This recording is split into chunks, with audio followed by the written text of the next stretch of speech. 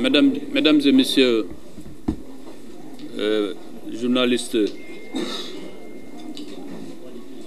de la presse nationale comme de la presse internationale, chers camarades qui avaient fait spontanément le déplacement sans y être invités, du reste, j'ai voulu personnellement faire un point de presse. Je dois d'abord m'excuser auprès de beaucoup de nos camarades, de certains membres de ma famille qui m'avaient dissuadé de faire ce point de presse en attendant qu'on sache de quoi il s'agit réellement. Mais moi, je suis un homme d'opinion qui croit à la démocratie, qui croit aux libertés. Il y a ce qui appartient au parti, il y a ce qui appartient au parti, il y a ce qui appartient à la République, mais aussi il y a quelque chose qui m'appartient à moi. Et de cette liberté, j'ai voulu aujourd'hui agir au titre de mes droits constitutionnels de citoyen sénégalais. J'aurais pu agir par victimisation. J'ai refusé tout acte qui noircit notre pays, tout acte qui avilit le Sénégal. De quoi s'agit-il réellement? Tout le monde sait que je suis vice-président de la Fédération sénégalaise de football. Tout le monde sait, à chaque fois que le temps me l'a donné, je me suis consacré à cette équipe nationale de football. Nous devions jouer ce matin contre le Burundi. Bien évidemment, après un match pénible à Dakar contre le Burkina Faso, le Sénégal, l'État du Sénégal, a affrété un avion spécial pour aller se déplacer au Malawi, parce que le match se tient au Malawi. L'État du Sénégal a reçu le manifeste de tous les dirigeants qui doivent faire le déplacement, et mon nom y figurait. Personne ne m'a signalé rien du tout. C'est à 3 heures du matin que je me suis rendu à l'aéroport. À l'aéroport, j'ai fait toutes les formalités. Toutes les formalités, dis-je. Je vais vous les montrer d'ailleurs. Ma carte d'embarquement que voici. Mon passeport ordinaire sénégalais. Je ne suis pas, à ce que je sache, un Guinéen. Ils ont mis le cachet. Le cachet. Ils ont mis le cachet. Et après, tranquillement, je devais faire la traversée. Quand je devais faire la traversée, un policier est venu gentiment me dire: Monsieur le ministre, je voudrais avoir votre passeport, il y a une petite vérification. J'ai obtempéré. 10 minutes après, c'est un lieutenant qui vient me voir: Monsieur le ministre, est-ce que vous avez avec vous votre passeport diplomatique? J'ai dit non. Moi, depuis la chute du régime, j'ai renouvelé mon passeport ordinaire et qui est daté du 18 avril 2024. Je lui ai dit: moi, je n'ai que mon passeport ordinaire. Il me dit oui. Après, il hésite un peu. Il me dit oui, mais nous avons une opposition pour votre sortie du territoire national. J'ai dit: mon lieutenant, votre instruction doit être écrite. Je vous demande de me montrer l'instruction. Il me dit: monsieur le ministre, il faut me croire, moi je ne suis pas agent de police judiciaire, je suis de la police des frontières. Il faut me croire, j'ai reçu une instruction. Je dis: oui, je suis parfaitement d'accord que vous puissiez recevoir une instruction. Mais notifiez-moi l'instruction. Il me dit: bon, 2 minutes de discussion quand même très correcte. Après, il disparaît. Mais moi, qu'est-ce que j'ai fait? Je pouvais, à partir de l'aéroport, perturber la quiétude du groupe. J'ai refusé de communiquer sur la question. J'ai refusé de me victimiser. Parce que pour moi, le Sénégal est au-dessus de tout. Et je n'ai pas voulu perturber l'équipe nationale. Quand Maître Senghor et certains membres de l'équipe nationale ont été au courant, ont voulu agir, je leur ai demandé, et les SMS existent: Monsieur le Président, partez tranquillement, je souhaite que le Sénégal gagne. Je ne veux pas que notre équipe soit envenimée, que notre équipe soit déstabilisé par un fait, parce que tout le monde le sait, qu'on le veuille ou non, hein, que le gouvernement le veuille ou non, je suis très important dans le dispositif de l'équipe nationale du Sénégal, c'est Dieu qui l'a fait. Malgré tout ça, j'ai dit, je vais observer. À ce jour,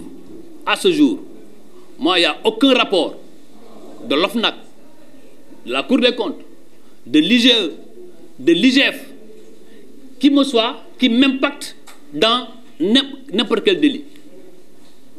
Je n'ai à ce jour reçu aucun texte qui me dise que dans ma gestion, voilà ce qu'on te reproche. Mais en vérité, il ne faut pas se cacher. Le collectif des avocats du parti va agir sur la question juridique et sur d'autres questions. Mais il ne faut pas vous tromper. L'attitude est très claire. Abdoulaye Sow est visé depuis le 24 mars. Parce que moi, depuis le 24 mars, j'ai déclaré que je suis dans l'opposition. Et si un instant on peut penser que m'empêcher de voyager, moi, Abdoulaye Sow, si vous m'empêchez de voyager, et j'ai entendu dire, oui, les gens voulaient fuir. Ceux qui veulent fuir vont partir dans un avion affrété par l'État du Sénégal, dans lequel il y a 5 agents de sécurité. Et moi, si je devais fuir, j'irais au Malawi. Moi, je peux dire ici, et devant tout le monde, moi, je n'ai aucun bien à l'étranger. Je n'ai pas un compte qui a 3 millions de francs CFA, autre que mon salaire. Je peux brandir mon compte devant le Sénégal. Je n'ai aucun bien à l'étranger. Je n'ai aucun parent à l'étranger.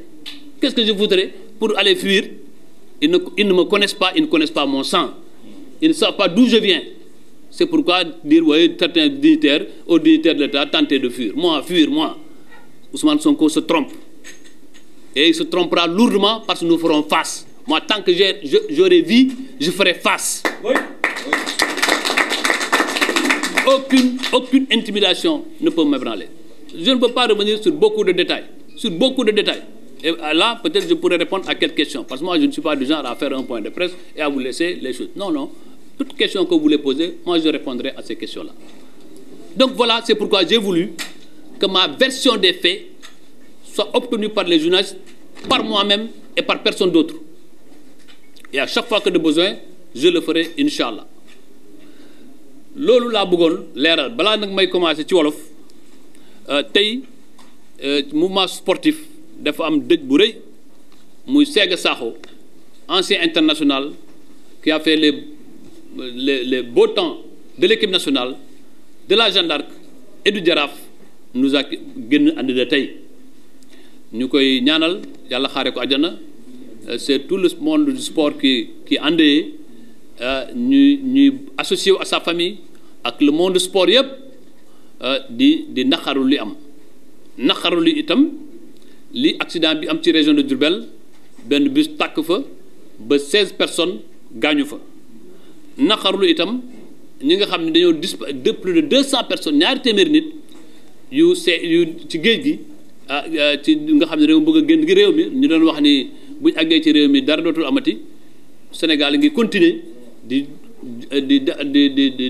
dëkkuwante ak ay jéey yu mel noonu ñuy massawu famille yooyu ñuy massawu Sénégal ci yooyu am tey man maa décidé ñëw tey def point de presse te maa ko décidé suma bopp su ma doon déglu rek ñu bëri ci parti bi su may xarit ak su may kilifa yu nekk ci biir parti bi point de presse bi du ma ko def parce que nee nañu ma naaxaar ba ñu xam li ci biir lan la may nag Sénégal léegi information ak communication dafa am importance munoo bàyyi ay nit ñuy wax lu leen neex teg ko sa der teg ko deru régime bi te nga ne pat noppi Sénégal xamuñ ku waxul ku wax rek lañ xam te ñu ngi ciy wax lu bari ba ci tudd am na ay ministres yu bëggoon daw léegi moo tax ñu tere leen dem bitim réew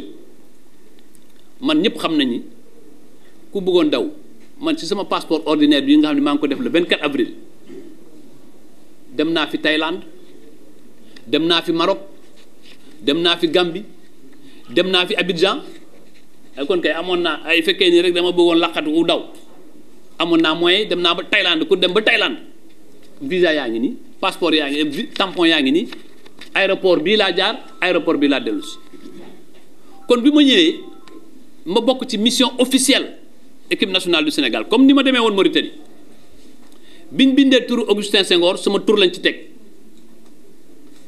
ñoom ministère des sports jot nañu liste bi avion bi ñu waroon dugg avion wu état Sénégal la moo ko affrété équipe nationale du Sénégal ku bëgg a daw dana jëm ci avion Sénégal ci délégation Sénégal am ci biir délégation bi 5 agents de sécurité yu nekk BIP ci BIP la ñu jógee du fédération moo leen di ñu nekk ci délégation bi ñun ñëpp ñu ànd stade bu ñu jógee stade ñu dem hôtel ba digg guddi 2 heures du matin 3 heures ñu ne dañ dem aéroport bi ñu àggee aéroport man ñi intendant ñu yore bagage yi wan ma ni jox nañ ma sama passeport jox nañ ma sama carte d'embarquement ma ñëw ba ci police ñu jël sumay empreinte bàyyi ma dem merci bon voyage bi ma demee bay traversé ci la ma benn policier ñëw discrètement nag ak correction nag wax dëgg yàlla ne ma monsieur le ministre dañoo am na lu ñuy contrôler ci sa passeport ma jox ko 10 minutes après mu benn lieutenant ñëw lieutenant bi waaw monsieur le ministre dama bëggoon laaj est-ce que am nga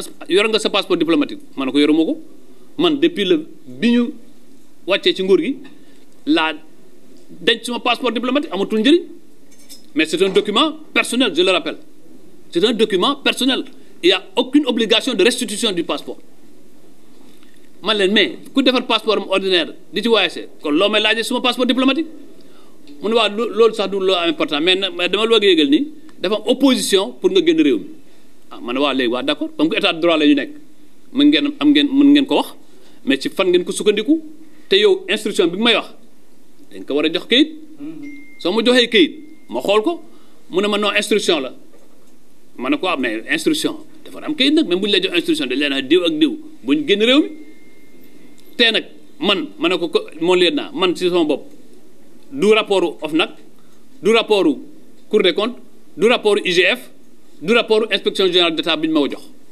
passation de service bi ma def nañu lépp signé lépp te ba tey inspection générale d'État defuma observation ci li nga xam ne def nañu ko ci passation observation yi ma envoyé tontu naa ci c'est des observations de forme kon man ba tey gisuma fu ñu ma convoqué fu ñu ma oowee fu ñu ma wanee kayit mu ne ma monsieur le ministre daal noonu la demee après ne ma maa ngi ñëw boobu laa ko gëj a gis ma ne nag man am naa responsabilité am naa poids ci fédération sénégalaise de football ci joueurs yu bëri ci sama kanam la ñu commencé màgg depuis 17 ans ànd ak man ba tey su ma leen yëgalee loolu ci balaa ñu yéeg ci avion bi dana indi coow dana indi jeexe jaaxa te man le Sénégal est au-dessus de tout Senghor bi mu ma jotee ak encadrement bi ñu bëgg a xam ban position la ñuy am may leen bu ñu am benn position dem leen ngeen voyage ci jàmm man bëgguma man sama personne ma tax ñu perturber équipe nationale Senghor ne ma en tout cas xamal ni football bi ak sport bi sont solidaires avec toi man leen xam nga la ma bëgg mooy na Sénégal gagné te moo tax ma toog seetaan match ba mu jeex Sénégal gagné ma ci sant yàlla kontaan ci mais loolu moo am bi mu amee ma ne man su ma ci defee bruit à la veille du match mu am coow ma def ndànk mais bi ma gisee nag ñoom ñu ko def bi ñu gisee ni man utuma benn yoon di victimiser wu utuma benn yoon di laq-laqal ñu commencé di wane ay information di wax ni waaye Ablaye Sow da doon jéem a jaw jàpp nañ ko aéroport ce n'est pas vrai loolu ku yaakaar ni man ci réew mii ku nga xam ni man su ma génn réew mi fu ma jëm xanaa njaboot gi ma fi yore moo ma ëppal importance lépp loo mën a am ci àddina li ma am ci relation ma nekk maire Kaffrine waa Kaffrine yaakaar ma dénk ma seen dëkk man danaa daw bàyyi dëkk ba et kuy daw moo kuy def boo defee dañ lay won lii nga def kon par conséquent loolu moo tax man ma jël suma responsabilité bopp ma ne damay aux journalistes yi toog ak ñoom wax leen sama version nii la demee lii laa ci am maintenant nag lu ko nit jàppee ñoom lu ñu jàpp mooy ci li ma dégg li ma gis mooy jëm a xoxotal jëm a bousculer jëm a ñuulal ay nit parce que ñu ngi jëm ci élection législative waaye man mii de tant que maa ngi desee bakkan tant que maa ngi am dund tant que jëluñ suma bakkan gii tant que suma dund bi bàyyi nañ ko fii danaa xeex te liñ fi bëgg a teg ci réew mi lu dul dëgg danaa ko xeex te kenn mënu ci dara. ah loolu moo nekkoon sumay kaddu wax naa ko sànq vraiment am naa occasion yu bëri yu nga xam tukki naa fi ñëwaat à l'aéroport aw ma benn ku bëgg a laxatu mais du jaar ci équipe nationale du jaar doo yore benn walis bu nga xam ne ñaari yére ci nekk. Il faut quand même qu'on soit sérieux et qu'on respecte les gens. Mais moi, on peut me manquer de respect, on peut essayer de m'humilier, on peut essayer de toucher ma dignité, mais ils ne toucheront jamais mon honneur. Ils ne toucheront jamais mon engagement. Ils ne toucheront jamais mon engagement au service du pays. S'il faut mourir, je vais mourir, mais je resterai debout et droit dans le combat que je mène au service du Sénégal. C'est ça le plus important. Moi, je suis content que les journalistes soient en masse malgré l'actualité, l'Assemblée, mais le fer, il faut le taper quand il est chaud. Maintenant, ce que je rappelle, moi je reste un citoyen sénégalais, un fonctionnaire sénégalais qui est à la disposition de son pays. Partout où le pays m'appellera, je répondrai sans rechigner. Mais il faut savoir aussi qu'il y a des limites à tout. On ne peut pas nous brimer de cette façon, on ne peut pas nous traîner de cette façon comme si nous étions des malfrats après avoir servi loyalement et dignement ce pays, après avoir rendu à ce pays des services dans tous les domaines. La Fédération sénégalaise de football. Je suis aujourd'hui commandeur de l'Ordre national de Lyon parce que nous avons été champions d'Afrique et dans cette Coupe d'Afrique, j'ai joué un rôle important. Aujourd'hui, on veut nous dire qu'on n'a rien fait. Quand j'ai quitté moi la direction du COUD, c'est des milliers d'étudiants qui m'ont accompagné à ma sortie. Quand notre pouvoir est arrivé à son terme, c'est la tête haute que j'ai quitté le ministère de l'Urbanisme. Donc vouloir aujourd'hui nous diaboliser, simplement parce qu'on a un plan politique et un Premier ministre qui s'est transformé en juge, en procureur, en policier et en gendarme, on ne peut pas l'accepter. Maintenant, le parti, la coalition, la société civile, ceux qui se battent pour les droits de l'homme, tous sont interpellés dans ce combat pour la défense de la République. Ce n'est pas un combat pour défendre Abdoulaye Sow ou bien pour défendre des individus. C'est un combat pour défendre la République, un combat pour défendre notre pays et la dignité de notre pays. J'aurais pu aujourd'hui saisir toutes les instances internationales dans lesquelles je suis. Je n'ai saisi aucune instance internationale. Parce que pour moi, le combat, il est ici et il ne faut pas ternir l'image de notre pays. Ceux qui ont en charge la gouverne de ce pays, ceux qui ont en charge la direction de ce pays, si eux n'en ont pas conscience, nous allons les rendre conscients de cela.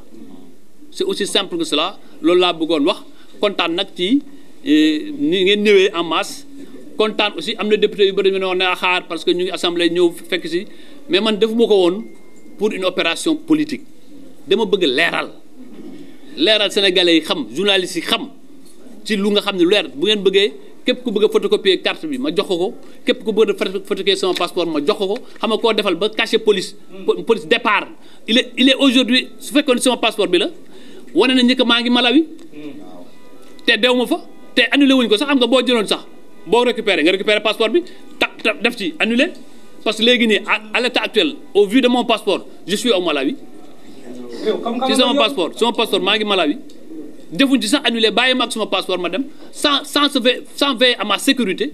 Dans tous les cas je suis vice-président de la fédération, dans tous les cas je suis ancien ministre du Sénégal, mais ils m'ont laissé là-bas à l'aéroport. Est-ce que am naa oto toppatoo est-ce que nit mën na ma fa agressé à 3 heures du matin. C'est ça le Sénégal d'aujourd'hui. C'est pas le Sénégal qui est en ruine, c'est la République du Sénégal qui est abîmée. Et là, la responsabilité incombe, et je le dis de manière très claire, d'abord au Premier ministre, qui a des comptes personnels à régler avec certaines personnes. Parce que moi, j'ai toujours gêné à Kaffrine, et je continuerai à gêner à Kaffrine.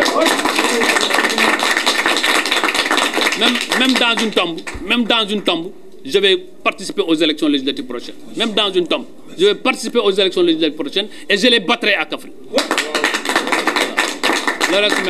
Le reste maintenant, ngeen gis nag man maa ngi gërëm ñi ma message ñëpp maa ngi gërëm aussi ku mel ni Adous Fall moom xamante ci papier rek moo tax mu tey mu bàyyi liggéeyam yëpp ñëw toog fi ku mel ni sama sœur Amel Top di suma doom ñoom ñëpp spontanément waa Kaffrine ñu bëri jógee fii délégation ñu nga xam ne amul ñëpp lu ma jot ci message mosuma koo jot ci àddina ma leen di wax ne daal ñëpp rassuré wu xam nga man li may bañ rek lu bëri dama leen di bañ a jël sax téléphone parce que dama mel ni dafa am yërmande ak di ma yërëm man bëgguma ko ma yërëm man defuma dara mën nañ ma nag ligoter parce que ñu ngi ragal ne Ablaye Sow ni mais fii lañ may fekk du ma ci bouger te ragaluma ci dara ba yaakaar ni ku nit yaakaar ni benn nit rek bu yaakaar ni Ablaye Sow mën na yox-yoxi ci engagement politique yaa ngi nax sa bopp te li ma jàppoon dina am ci réew mi mbetteel laa ci am tey mais Sénégalais yëpp ñoo ci am mbetteel la justice est piétinée